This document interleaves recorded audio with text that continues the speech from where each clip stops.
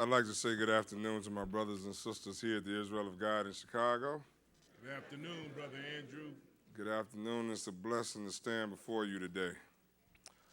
Also to the brothers and sisters in Pikeville, Maryland.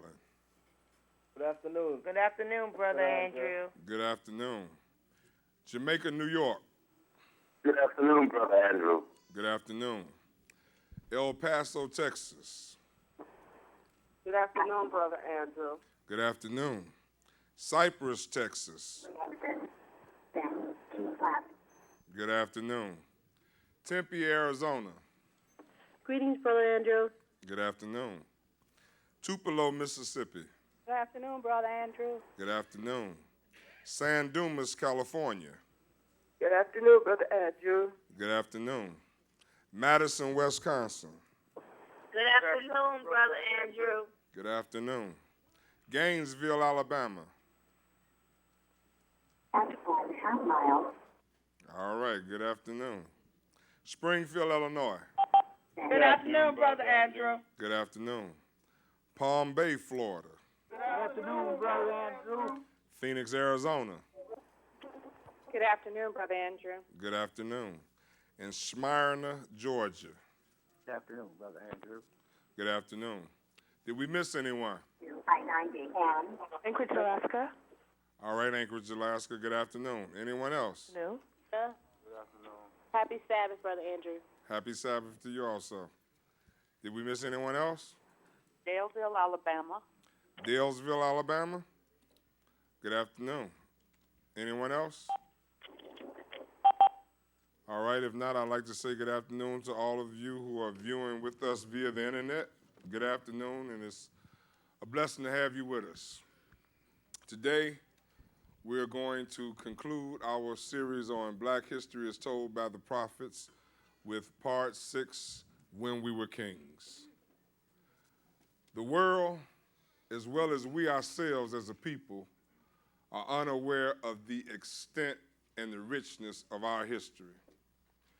As far as our history goes, we only know our history from the shores of America. And when we make an attempt to deal with our history beyond that, we get the history of another people, the children of Ham. And as much as we might resemble the children of Ham, we are not Africans. We are a totally different people.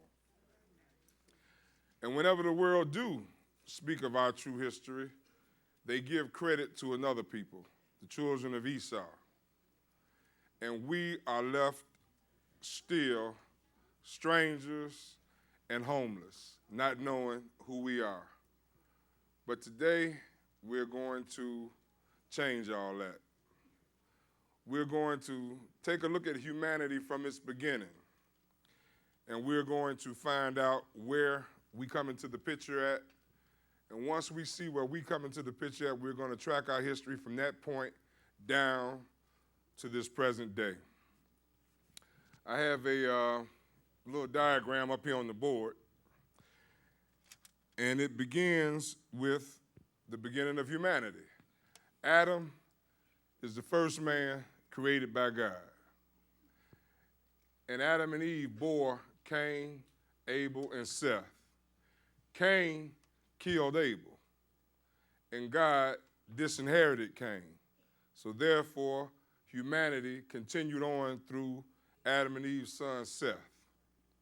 Noah come out of the lineage of Seth. And Noah had 3 sons, Shem, Ham, and Japheth. And in the days of Noah and his 3 sons, the Lord destroyed the earth by a flood. And only 8 souls were saved. Noah and his wife, his 3 sons, and their wives.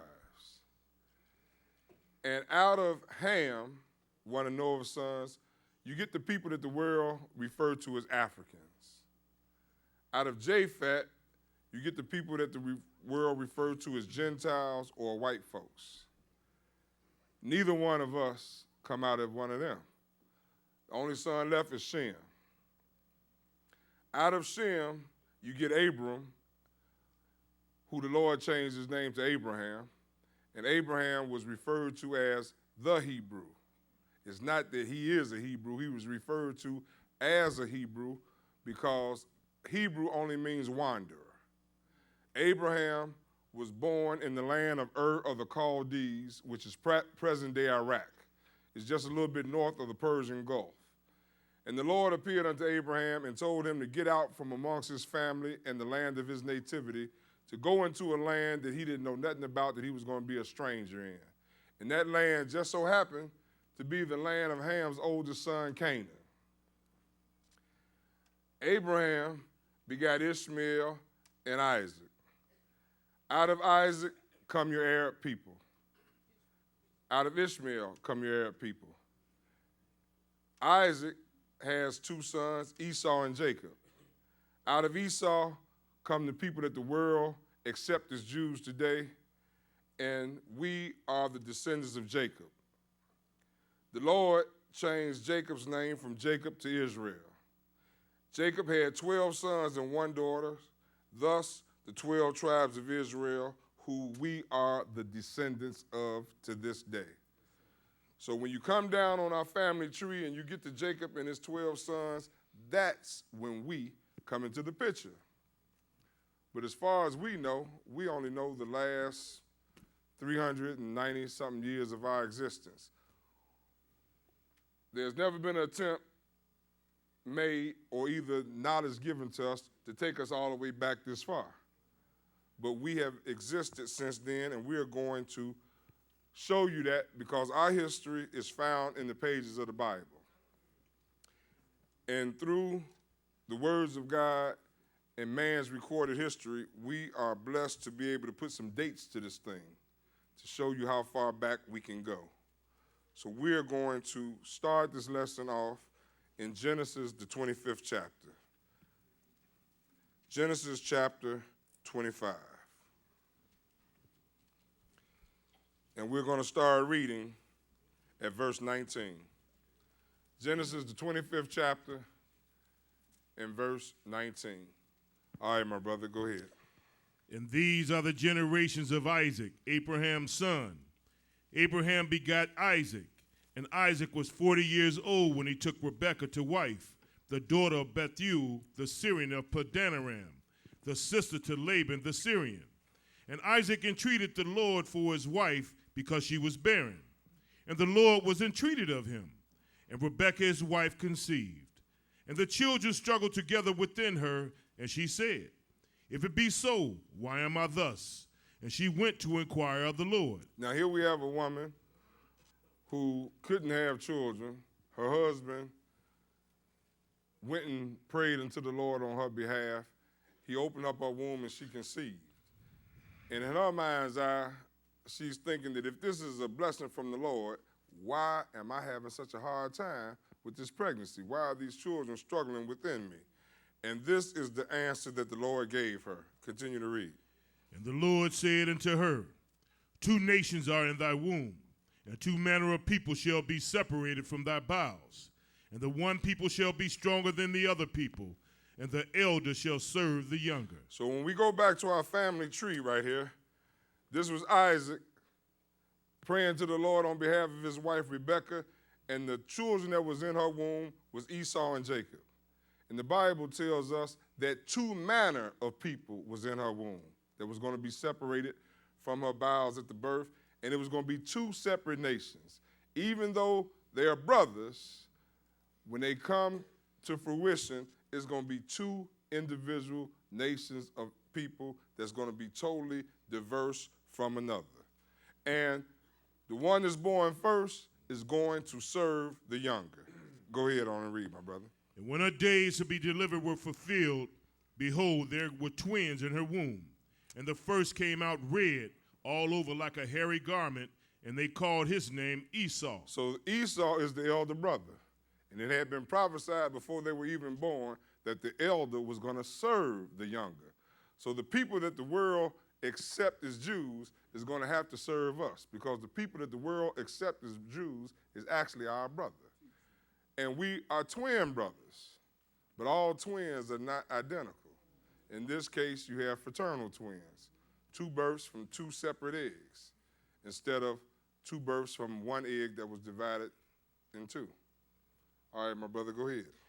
And after that came his brother out, and his hand took hold on Esau's heel, and his name was called Jacob. And Isaac was 80 years old when she bare them. Now, we have two of the main players in our history, Esau and Jacob. Now, we're going to go into the 35th chapter of Genesis because our father's name is Jacob. But the Lord had favor unto our father and his father before him and his father before him. And this is what the Lord did for our father Jacob. Genesis 35, and we're going to start reading at verse 9. Genesis 35 and 9. All right, my brother, go ahead. And God appeared unto Jacob again when he came out of Padanaram and blessed him. And God said unto him, Thy name is Jacob. Thy name shall not be called any more Jacob, but Israel shall be thy name. So the Lord changed our father's name from Jacob to Israel. And Israel means a prince with power, with God and man. Go ahead on and read. And he called his name Israel. And God said unto him, I am God Almighty. Be fruitful and multiply. A nation and a company of nations shall be of thee, and kings shall come out of thy loins.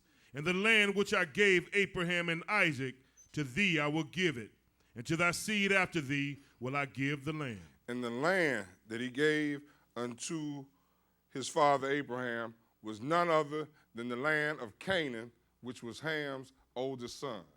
Now, Ham is the true name of Africa. Scipio Afganus, a Roman general, had the continent named after him after he defeated Hannibal at the Battle of Carthage. Thus, the land of Ham became the land of Africa. And by Canaan being in Africa, all of the people that come out of there, they want to refer to as Africans. But that is not where we originated. Abraham, our patriarch to our family, originated in present-day Iraq, right north of the Persian Gulf.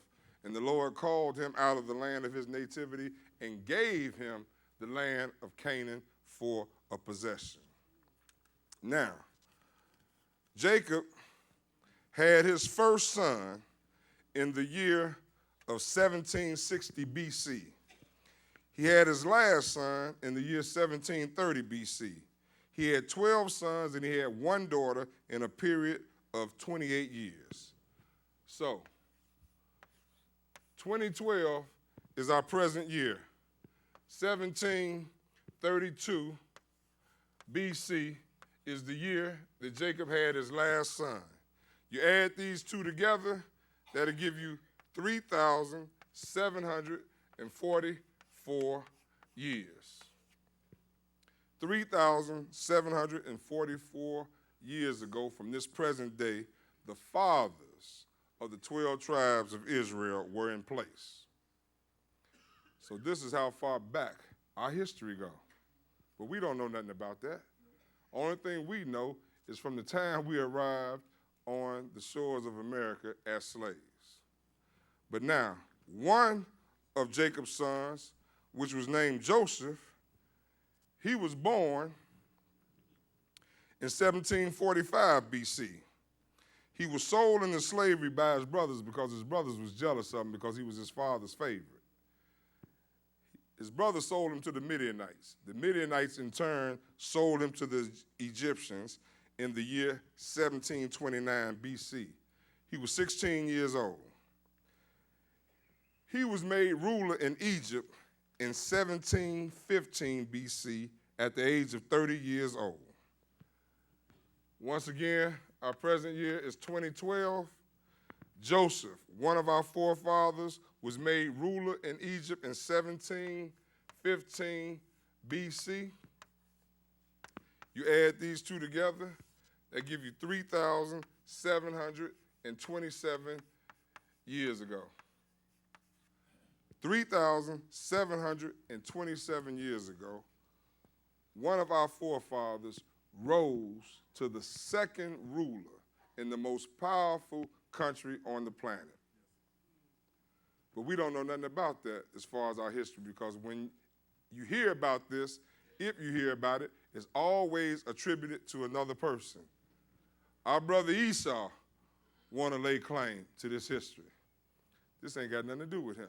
This is all ours. And we're going to go into the Bible to take a look at what we just discovered. Let's go into Psalms, the 105th chapter.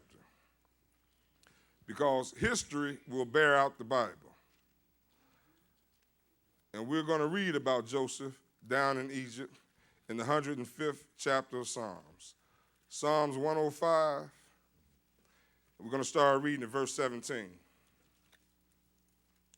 Psalms 105 and verse 17. All right, my brother, go ahead. He sent a man before them, even Joseph, who was sold for a servant, whose feet they hurt with fetters. He was laid in iron. Now, when you go into captivity, to put chains and iron and shackles and stuff on you ain't nothing new. It first happened to our forefather Joseph when he was enslaved in Egypt. And the Lord sent Joseph down into Egypt before the rest of the family for a purpose that nobody had an idea of at the time that it happened. But continue to read. Until the time that his word came, the word of the Lord tried him. The king sent and loosed him, even the ruler of the people, and let him go free. Now, the Lord allowed Joseph to be enslaved in Egypt until he became a tried servant. The Lord sent him through adversity to see how he would handle it. And at the time appointed, the Lord sent word. He softened the heart of Pharaoh, and they let him free. And once they let him free, look at what happened. Continue to read. 21. He made him lord of his house and ruler of all his substance. He rose to the second ruler in the most powerful civilization on the planet. Go ahead on and read. To bind his princes at his pleasure and teach his senators wisdom. Our forefathers was allowed to bind the princes of Egypt at his pleasure, at his own discretion, and he taught the senators of Egypt wisdom. Now, we go to the museums and we look at all of the shows on television about the wonders of Egypt. But if it wasn't for our forefather in Egypt, Egypt would be like the Sudan. We put Egypt on the map. And it was our forefather Joseph who saved them. Now, let's go back to Genesis, the 46th chapter. Because the scripture just told us in Psalms that he sent Joseph down to Egypt before the rest of his family, didn't he? Mm-hmm. Because his brothers, out of jealousy, sold him into captivity.